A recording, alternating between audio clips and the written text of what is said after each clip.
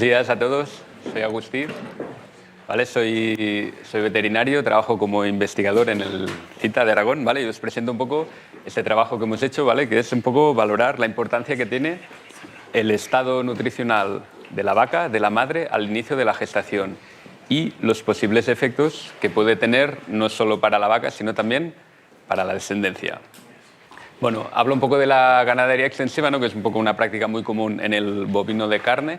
Entonces vemos que lo que se trata sobre todo es la ganadería extensiva o semiextensiva, de buscar el máximo aprovechamiento de los recursos naturales. Os pongo un esquema, por ejemplo, de la típica ganadería de montaña, donde vemos que los animales en invierno, en parideras, en épocas de cubrición, están estabulados, con lo que implica que el ganadero será el que aportará el alimento que van a ingerir estas vacas. Pero vemos como en la mayoría del año estas vacas van a estar en el medio natural, por ejemplo en praderas de fondo de valle, en pastos, en bosques intermedios, más en épocas de primavera e invierno, y también en verano, que es cuando las veremos en los puertos de alta montaña. Esto lo que significa es que durante su ciclo productivo la vaca nodriza, sobre todo, está gran parte de su tiempo en el medio natural, donde la alimentación que va a recibir dependerá exclusivamente del alimento disponible allí. Esto es sobre todo con el objetivo de reducir costes, pero también tiene un problema, y es que habrá una gran variabilidad en la oferta de alimento, ya sea dependiendo de la cantidad o de la calidad de ese alimento en el pasto. Y eso nos va a conllevar unas consecuencias en ese animal. Pero esas consecuencias tendrán unos efectos y dependerán en gran medida del momento del ciclo productivo en que se encuentre ese animal. Por ejemplo, esas consecuencias pueden ser unas, por ejemplo, cuando la vaca esté en época de cubrición. O sea, va a influir seguramente en la fertilidad que luego vamos a obtener esa vaca. Y todavía se agravan más o tienen más importancia esas consecuencias si es una vaca que, a su vez, está criando un ternero. Otra fase puede ser, por ejemplo, la etapa de la gestación, donde gran parte de la energía que ingiere esta vaca la va a dedicar a desarrollar un individuo que está dentro, con potenciales consecuencias para ese individuo, de las que hablaremos luego. Y, otra vez más, estas consecuencias serán más importantes si a su vez esa vaca está criando un ternero. O, por ejemplo, una vaca que ya ha parido, tiene un ternero, tiene que hacer frente a las exigentes demandas de la lactación y, a su vez, tiene que preparar todo su sistema reproductivo para poder quedarse preñada lo antes posible para volver a cerrar este ciclo. Entonces, para hablar un poco de esto, un poco un resumen, ¿no?, de lo que sería el balance energético de una vaca en función del ciclo productivo en el que se encuentre. Hemos dicho que esa vaca, ya sea por el ganadero que aporta esa comida o de forma natural en el medio, va a ingerir un alimento determinado y esto lo va a transformar en una energía que la va a utilizar en primer término para su energía de mantenimiento, para la vaca, para seguir sus rutas metabólicas, para mantenerse. A su vez, esta vaca puede estar criando un ternero con la exigente demanda que supone la lactación, la producción de leche. Y, como hemos dicho antes, a su vez esta vaca puede estar preñada, con lo cual parte de esa energía también la dedicará a la gestación, a desarrollar el individuo que tiene dentro. Sobre todo en el último tercio de gestación, que es cuando más energía requerirá este proceso. Con lo cual, muchas veces, si aquí no aportamos suficiente alimento, suficiente nutrición, tenemos que la vaca entra en un proceso de balance energético negativo, está desequilibrado. Ante esta situación, la vaca seguirá adelante, pero lo que va a hacer va a ser intentar sacar energía de donde pueda para hacer frente a todas estas demandas metabólicas que hemos dicho. Y tenemos que una vaca, que en principio estaba en una buena condición corporal, va a empezar a movilizar sus reservas de tejido adiposo para sacar la energía de allí, para complementar ese déficit energético nutricional. Y veremos cómo la vaca poco a poco va adelgazando. Una buena herramienta que tenemos para poder un poco valorar este proceso y tener información de cómo están nutricionalmente nuestras vacas es mediante la determinación de la condición corporal. ¿Vale? Esto es una herramienta muy simple, muy fácil, muy barata, que requiere cierto entrenamiento, pero muy fácil, en la que lo que intentaremos es, mira, la palpación con la mano, palpar, poder estimar la cantidad de tejido subcutáneo, de tejido adiposo subcutáneo que tiene la vaca en las apófisis transversas de las últimas vértebras lumbares y también en la base de la cola. De forma que, de esta manera, podremos clasificar las vacas en función de su estado nutricional. Para esto, luego las vacas las clasificaremos en una clasificación que era del 1 al 5. Tendremos vacas con una condición corporal de 1, ¿vale? Vacas que realmente no tienen tejido adiposo, están muy delgadas. Vacas de una condición de 2, que siguen siendo vacas delgadas, pero ya tienen algo más de tejido adiposo, subcutáneo. Vacas con una condición del 3, donde ya son vacas que podemos trabajar con ellas bien. En principio son vacas con una condición corporal óptima. Vacas que empiezan a estar ya un poco gordas, más redondeadas, serían las del 4. Y las últimas, las del 5, son vacas completamente obesas, donde incluso a veces, palpándolas, es difícil ya tocar los relieves óseos que hemos dicho antes. ¿Vale? Pero, bueno, entonces, en charlas ganaderos técnicos, ¿no? Yo creo que más o menos ya la gente sabe que, lo ha dicho antes Albi, que la vaca tiene que llegar al parto con una buena condición corporal, sobre todo para hacer frente, empezar a una lactación, o sea, tiene que hacer frente a esas necesidades y a su vez también tendrá que preparar su sistema reproductivo para quedarse preñada lo antes. Entonces, se recomienda más o menos que la vaca puede llegar al parto en una condición corporal de 2,5-3. Pero yo creo que ya es más desconocido, ¿no?, cuál es la condición corporal, ¿no?, cómo tiene que estar esa vaca, no ya en el parto, sino cuando empiece a gestar el siguiente individuo y un poco qué consecuencias puede tener, sobre todo para la descendencia. Ante esta pregunta es un poco este estudio que hicimos en el CITA de Aragón, que es donde yo hice la tesis, ¿vale?, que se trataba de analizar las repercusiones, las consecuencias que tiene una restricción alimentaria, una subnutrición en este caso, al inicio de la gestación de la vaca, sobre los parámetros de la propia vaca, los rendimientos de la vaca, de la madre, pero también de la descendencia, o sea, cómo afectará al siguiente individuo. Un poco lo que queremos ver es cómo interaccionaba ese feto que se está desarrollando en el interior de una vaca, si esa vaca de repente tiene, como os he dicho que es habitual, puede tener un ambiente desfavorable con poca nutrición, cómo ese ambiente uterino adverso, lo vamos a llamar, afectará al desarrollo fetal de este individuo. Para ello, un concepto muy importante es la programación fetal. Os leo esta definición, es una definición sacada de un artículo de medicina humana, es decir, es un proceso que se da en todos los mamíferos y os leo lo que significa, ¿no? O sea, es un proceso de adaptación por la que la nutrición y otros factores ambientales, puede ser también estrés, por ejemplo, alteran las vías de desarrollo durante el periodo de crecimiento prenatal, es decir, de ese feto, de ese individuo que se está formando, induciendo con ellos cambios en su metabolismo, pero, cuidado, postnatales, es decir, estos cambios que el individuo, que el feto que se está desarrollando empieza a adoptar ante ese ambiente de subnutrición, se pueden seguir manifestando una vez ha nacido. Y esto conlleva muchas veces a la susceptibilidad de adultos a la enfermedad crónica. Es decir, a través de esos cambios podemos encontrarnos que individuos que se han desarrollado en esas condiciones, luego, por ejemplo, en humanos se ha descrito, individuos que luego cuando son adultos desarrollan enfermedades como pueden ser la obesidad, diabetes, etc. Bien, entonces os contamos muy por encima lo que hicimos en este ensayo aquí en la Garcipollera. Teníamos un rebaño de vacas nodrizas de las razas parda de montaña y pirenaica, las cuales las inseminamos a día 0. A partir de allí, durante los siguientes 3 meses de gestación, ese grupo de vacas lo dividimos en 2 lotes.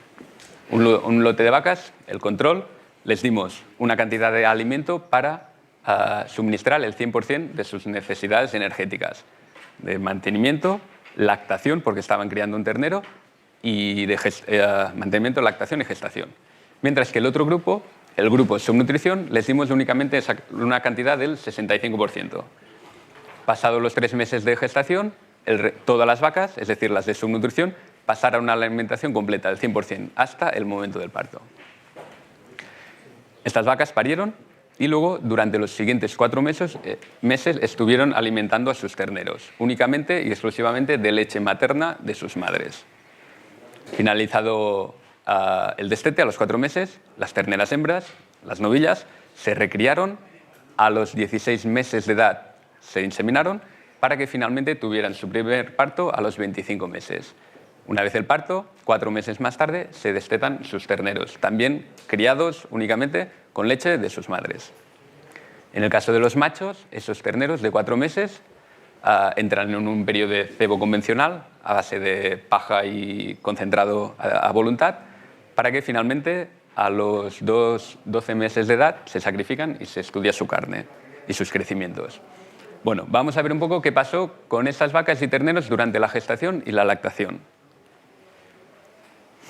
A nivel de peso, vemos cómo el grupo control, azul, ¿vale?, más o menos tuvo un peso bastante constante durante toda la gestación y durante toda la lactación. Eran dietas calculadas para suplementar el 100% de sus necesidades, o sea que más o menos se cumplieron. En cambio, vemos como el grupo subnutrido, durante los 3 meses que dura la gestación, fueron disminuyendo su peso, acorde con esa dieta restringida. Pero una vez este grupo vuelve otra vez a una alimentación del 100%, poco a poco va recuperando su peso hasta prácticamente igualarse con el grupo control, es decir, recuperan su peso. He puesto este asterisco aquí, en el momento que veis un asterisco es que realmente hay diferencias significativas. Es decir, aquí, aunque parezca que pueden ser un poco diferentes, si no hay un asterisco es que estadísticamente no fueron diferencias. Pero bueno, con la condición corporal pasó algo parecido. Las vacas del grupo control fueron más o menos similares, o sea, tuvieron una condición bastante similar durante toda la gestación y a partir de la lactación empezaron a subir un poco su condición corporal. Las del grupo de las subnutridas, vemos cómo durante los 3 meses de la subnutrición van perdiendo también su condición corporal y luego la empiezan a recuperar una vez vuelven a la dieta del 100%, pero con la diferencia del peso, que en el momento del parto vemos cómo todavía esas vacas no habían recuperado plenamente su condición corporal. Seguían habiendo diferencias y no es hasta el final de la lactación donde vuelven a equipararse su condición corporal con la del grupo control. Bien, hemos dicho que estas vacas estaban criando a un ternero, ¿no? En el momento de la inseminación vamos a ver qué pasó con estos terneros. Estos terneros en el momento de la inseminación tenían aproximadamente unos 2 meses de edad, de pesos tanto los pertenecientes a madres de control como subnutridas, pesos parecidos, y vemos cómo al final de la subnutrición, que ya tenían unos 5 meses de edad, teníamos diferencias significativas ya de que los terneros que tenían madres con alimentación control crecieron más que los terneros de madres que estaban siendo subnutridas, posiblemente asociado, parece lógico, a la producción de leche. Unas madres producirían más leche que otras. Luego, estas mismas vacas, hemos dicho que fueron las que se inseminaron, se les aplicó la subnutrición. Vamos a ver qué pasó con sus primeros terneros, nacidos fruto de este periodo de subnutrición, al inicio de la gestación.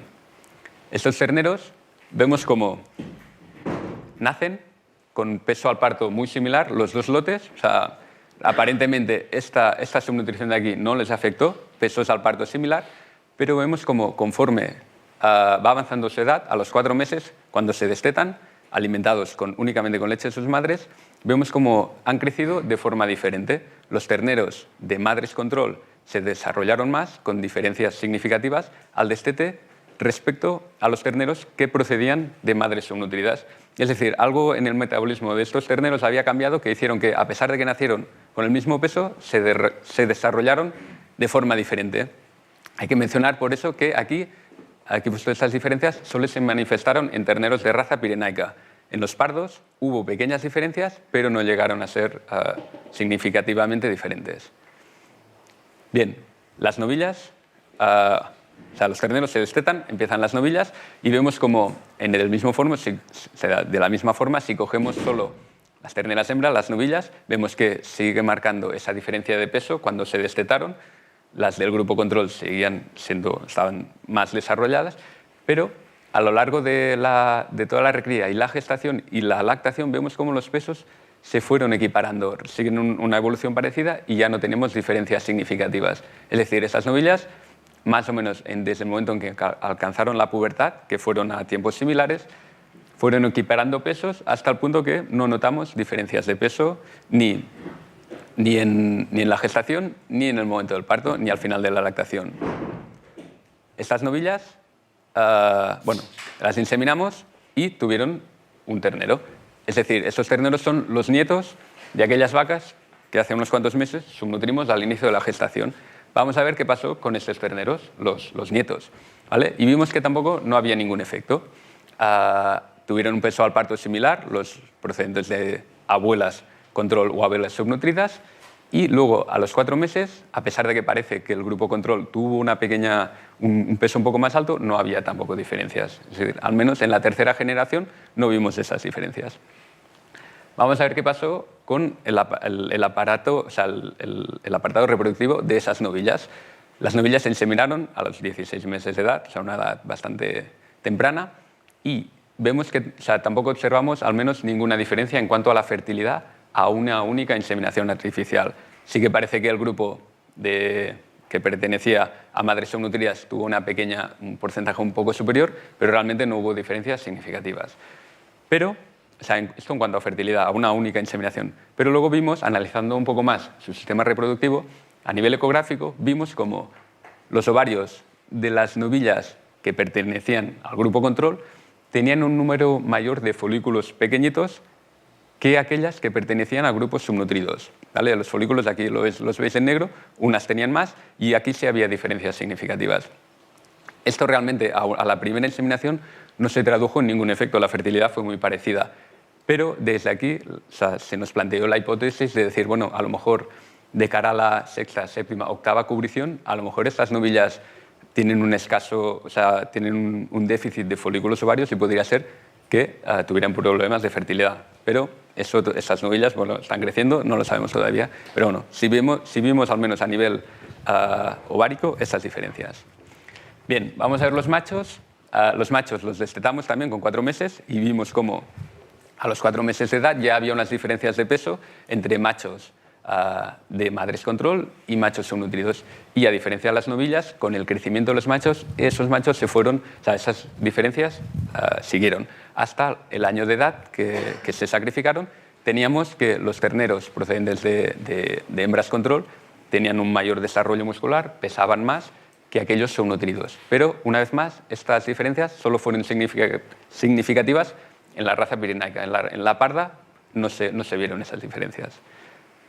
Estos terneros se sacrifican a los 2 meses de edad y vamos a ver qué consecuencias tuvo en su carne. Lo que más nos llamó la atención es que estos terneros se sacrifican y en el momento de valorar las canales vemos como los terneros que procedían de madres control tienen una menor cobertura de grasa que aquellos que procedían de madres subnutridas. Es decir, tenemos machos control con mayor crecimiento, mayor volumen, pero que tienen menos cobertura de grasa. Comparándolo con machos que fueron más pequeñitos, pero a su vez tenían más cobertura de grasa. Esto nos confirma un poco la hipótesis de la programación fetal como individuos que durante su gestación estuvieron en un ambiente más adverso han adaptado sus rutas metabólicas para priorizar la acumulación de energía, que es lo que les faltaba seguramente al principio de la gestación. Entonces vemos cómo fueron acumulando tejido adiposo en detrimento de su crecimiento muscular, que fueron más pequeños. Y un poco confirmaría pues, esta hipótesis de la programación fetal. Entonces, ya termino. Como conclusiones un poco de esto que os he contado, la primera, que sería la práctica, es que la condición corporal, determinar la condición corporal, es una buena herramienta para valorar periódicamente el estado nutricional de un animal y corregir la dieta si es necesario. Una vez tenemos la condición corporal, podemos ya determinar más o menos objetivamente cómo están o cuantificar cómo están nutricionalmente nuestros animales. Es necesario asegurar una buena condición al parto, 2,5 en 3, pero no solo al parto, sino también al inicio de la siguiente gestación. Porque si no lo hacemos, tenemos la posibilidad del experimento que os hemos contado ahora, de que un periodo de subnutrición materna durante la gestación temprana puede alterar la programación fetal de ese individuo que se está gestando, traduciéndose en pérdidas productivas y económicas. Hemos destacado sobre todo las más llamativas, que son las económicas, en las siguientes generaciones. Y eso es lo que os quería decir. Gracias.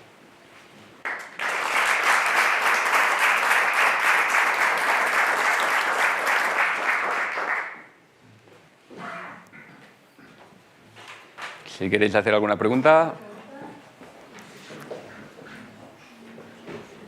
Felicitarte primero para el trabajo, es impresionante, a largo plazo y muy constante. Muchos meses. Y sí, realmente se llega a demostrar ahí el efecto de la alimentación.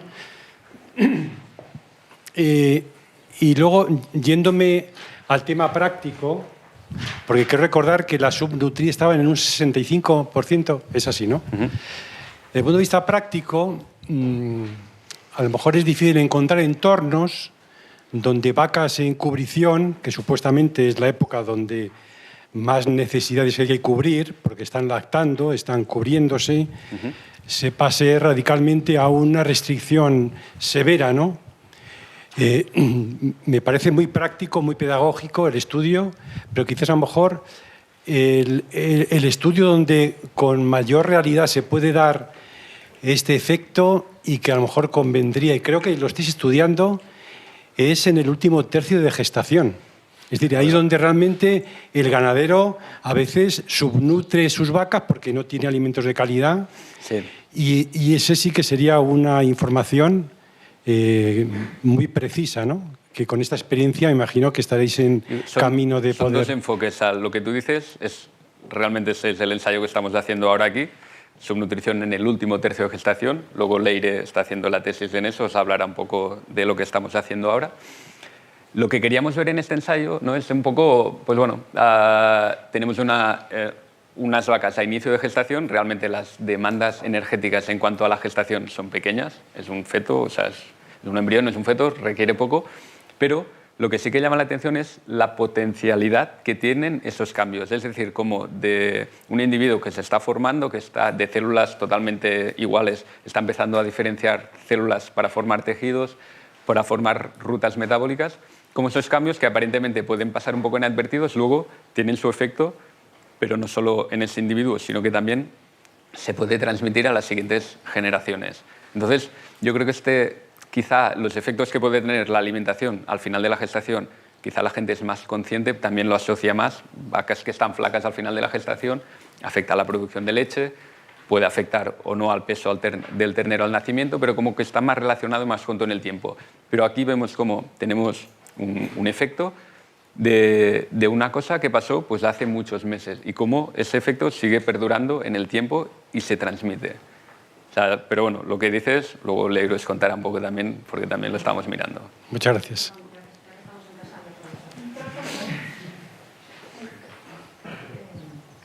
Yo quería puntualizar lo que ha... Perdón, ¿eh? Sí, sí. Digamos que en estos sistemas de montaña era una réplica de lo que pasaría con las vacas que paren en invierno.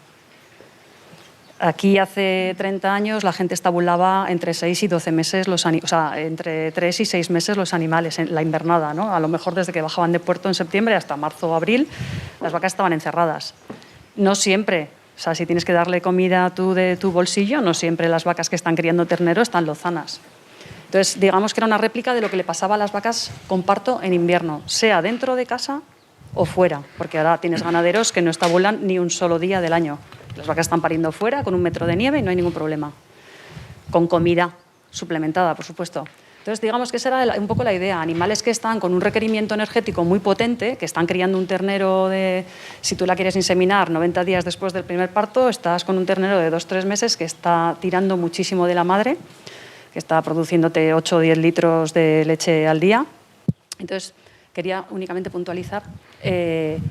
La diferencia a destete era de un 19% menos de peso en la raza pirenaica, que son las razas cárnicas. Digamos que la parda pues es una raza mixta que prioriza más la producción de leche, pero la pirenaica, que digamos que representa las vacas cárnicas, prioriza más sus depósitos grasos, y la diferencia a destete era de un 19%.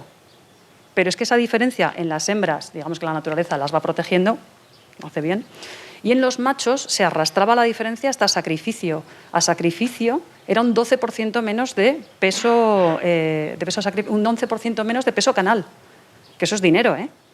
Y además, en este mundo de la investigación, que tú haces ensayos, que a lo mejor te pones a estudiar niveles de alimentación o de diferentes fuentes de proteicas, vete tú a saber, te salen unos resultados que no entiendes. O sea, este estudio lo que nos parece interesante es que te explica muchas cosas que a lo mejor antes no sabías de dónde te venía.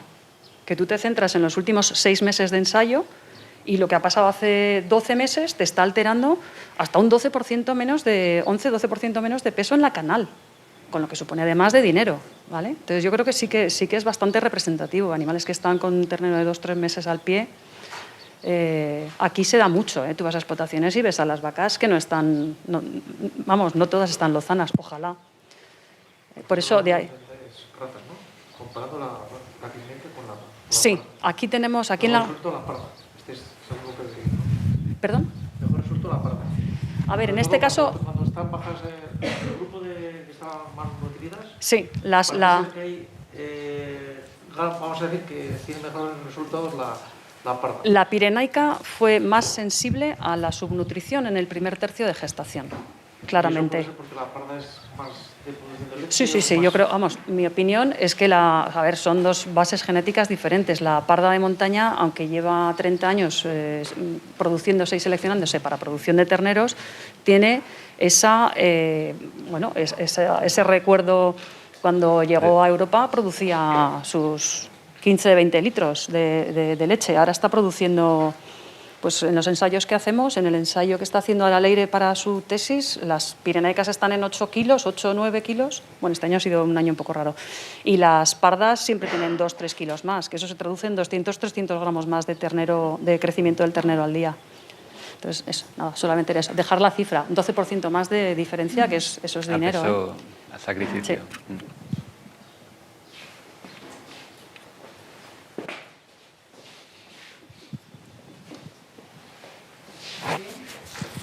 Espera, Diego tiene una pregunta.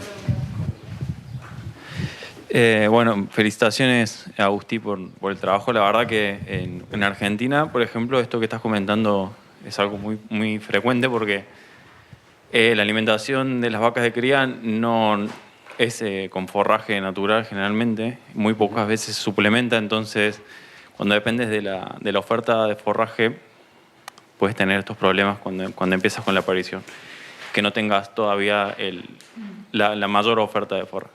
Pero bueno, igual la pregunta iba para saber, porque vos comentaste que hasta el tercer mes que restringiste, ¿Sí? bueno, obviamente habían comido menos seguramente, Sí, y luego cuando volviste a dar la cantidad que requerían para cubrir el 100% de sus requerimientos, ¿cómo fue ese consumo de pienso de las vacas? O sea, las vacas que estuvieron restringidas pasaron a comer mayor cantidad de kilos que las... No, que o sea, las bueno, otras. digamos que teníamos una dieta, era Unifit, o sea, era una dieta ya directamente balanceada y en función de la raza, porque la parda tiene unas necesidades un poco más altas porque produce más leche, calculamos los kilos necesarios para aportarle el 100% de sus necesidades, lo que hemos dicho, mantenimiento, gestación y lactación. Entonces, fue por cantidad. A las vacas que estaban al 100% se les dieron, no me acuerdo exactamente, pero creo que eran 11-12 kilos diarios de Unifit, y a las vacas subnutridas el 65%, o sea, fue por cantidad. A partir del tercer mes, las vacas que comían el 65% pasan a comer otra vez el 12-13 kilos que comían el 100%. O sea, era por kilos de alimento, por decirlo así.